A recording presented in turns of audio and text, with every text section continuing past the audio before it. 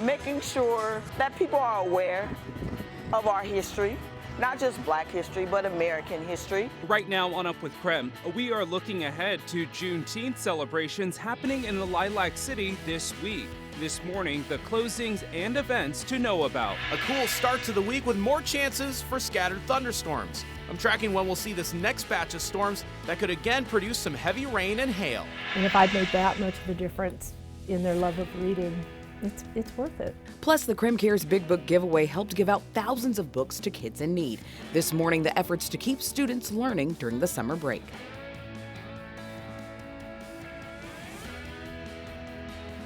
Up with KREM begins now. Well, it is just after 6 a.m. on this Monday morning. Thanks for joining us on Up with KREM. I'm Channing Curtis. And I'm Tim Pham. It's good to see you, friends. Thanks for kicking off a brand new week with us here on the show. Meteorologist Thomas Patrick in the Weather Center tracking a cool start to this Monday morning. Good morning, Thomas. Yeah, good morning. If either of you were up early in the morning, either days this past weekend or of course today, it's all the same. It almost feels like April as opposed to June right now with our current temperatures in the 40s and 30s. So make sure you are well prepared for that. This is going to be one of those days where you're going to need a sweatshirt or a jacket, not just through the morning hours, but probably most of the day as things do remain pretty cool, especially for the June time here. 66 for the expected high after starting out in the 40s and 30s for this morning. So a cool day, and yes, still another chance for those scattered showers and thunderstorms. Still a little bit of action on the Palouse at the moment, but this will translate into those shower and thunderstorm chances across most of the region this afternoon. A live look at Thor and Freya this morning. We are checking in on a construction project we've been following since March. The project at Thor and Freya will not open today as originally scheduled. The city of Spokane posted on Facebook yesterday saying the exit will remain closed through the end of the month. This means drivers will have to continue using the exits at Broadway, Sprague, or Altamont Street. You could see crews out there working this morning. The Kootenai County Sheriff's Office is asking for help finding 62-year-old Linda Kent. The Sheriff's Office said Kent went missing while visiting Old Mission State Park in Cataldo yesterday. Kent was last seen near the boat launch. According to the Sheriff's Office, she is 5'9" with silver hair. She was last seen wearing a pink hoodie and green pants. Now, Kent's family says she suffers from dementia and may not respond immediately if she's contacted. So if you know where she could be, please contact the number there at the bottom of your screen. Well, the Coeur d'Alene Police Department wants an emergency declaration issued after a fire destroyed millions of dollars in police vehicles and gear. Their request will now go to the City Council tomorrow night. According to our partners at the Coeur d'Alene Press, the emergency declaration will allow the use of public money to replace the building as well as the equipment that was destroyed by the fire. The fire burned one of the police department's buildings last week. During that fire, they also lost about 10 vehicles, a SWAT armored unit, e-bikes, and everything associated with its K-9 program. Well, a passenger plane's engine failed, causing the pilot to make an unscheduled landing at the Spokane International Airport. KREM 2 confirmed with Sun Country Airlines a flight heading to Minneapolis diverted to Spokane on Friday night. This is video here of the plane sitting at the gate on Friday. It departed from Seattle just hours before turning around. Both the airline and FlightAware showed the flight turned around over Montana after experiencing the shutdown. KREM 2 pressed the airlines to get answers. They told us in a statement in part, quote, "We appreciate the work of our pilots and flight attendants to ensure the safety of our customers. We work to provide accommodations for our passengers overnight," and the flight departed at 10:30 a.m. local on another aircraft. This morning, there are several wildfires burning across the Northwest. Overnight in Chelan County, the Pioneer Fire has grown. It's now more than 3,800 acres. Officials expanded evacuation orders over the weekend with Level 3 Go Now evacuations from Rex Creek to north of Moore Point. There are also Level 2 and Level 1 evacuations still in place. This fire is burning on the north shore of Lake Chelan, about 30 miles from the actual town.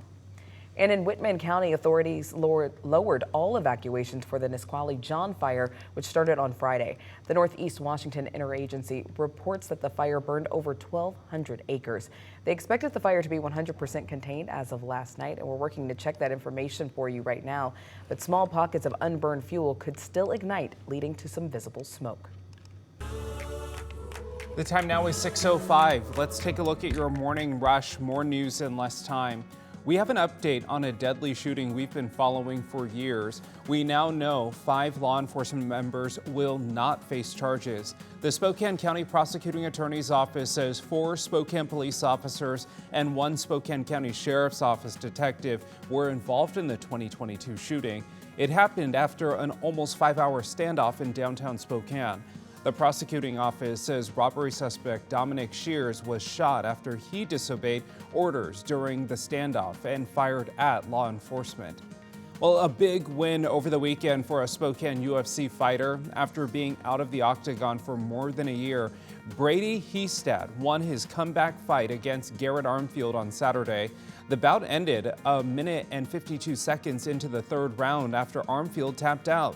A big win for Hestad as he makes his comeback. And happening tomorrow, Summer Parkways returns to the Manitou and Comstock Park areas. This is a really fun time in the summer. Starting from 6 to 9 p.m. tomorrow, several streets will be closed to motorized vehicles and opened up to pedestrians. Cyclists, runners, and even skaters can use this area. Here's a map of the designated 4-mile car-free route. That's a look at your morning rush. With the cost of just about everything going up, some people are wondering if the government is sending out more stimulus checks to help. So Brandon Lewis from our National Verified team is looking into claims that you could soon receive thousands of dollars. During the past week, there's been a spike in people searching for information about an $8,700 stimulus check. You may have seen articles like these that claim the Internal Revenue Service will soon send the money to people struggling with financial difficulties. But is the IRS really sending out more stimulus money? Let's verify. Our sources are the IRS, the Congressional Record, and AARP. Congress would need to approve any new stimulus money, and that hasn't happened. The Congressional Record shows the last round of stimulus checks was sent by the IRS in 2021. The IRS called the articles about an $8,700 check scams. AARP says most are written by AI with little to no human oversight. These bots create clickbait content, often with no basis in fact, in hopes that you'll click on an advertisement to earn the site some money. So, no, the IRS is not sending out $8,700 stimulus checks. Congress isn't currently considering any additional stimulus money, and you can always go to the IRS's website to confirm if that changes in the future. With your Verify, I'm Brandon Lewis.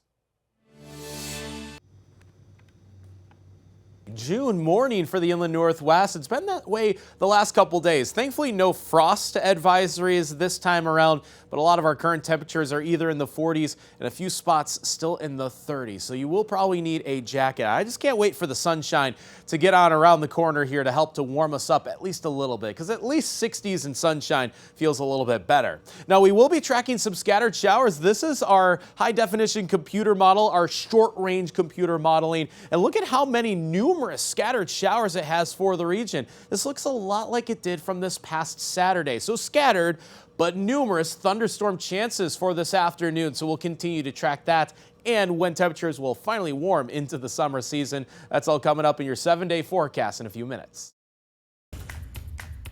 Coming from a small town, that's how I got to know the world, was through books. Summer is now underway for most kids in our region, but schools hope to keep books on the agenda. In the next 5 minutes, how KREM Cares is focusing on literacy. But first at 6:09, let's take a look at our wake-up call. This morning, we're asking you, what is your favorite musical or play? Text us yours to 509-448-2000 or post to social media and use the hashtag #UpWithKREM. Tim, I know you have gone to a lot of the shows here in Spokane. Do you have a favorite that you've seen? Oh my goodness. Okay, probably I like the classic, like Little Shop of Horrors is really good. Yeah. Footloose is good too. Yes. What about you? So my favorite all time, I am Rent. all day, Right. every I day. haven't That is seen my that favorite one. one. Yesterday, though, I did rewatch Hamilton because that's another one of my favorites. But text us yours and join in on the conversation to 509-448-2000. Then coming up in our next half hour on Up with KREM, we have a recap of all the big winners at the Tony Awards last night.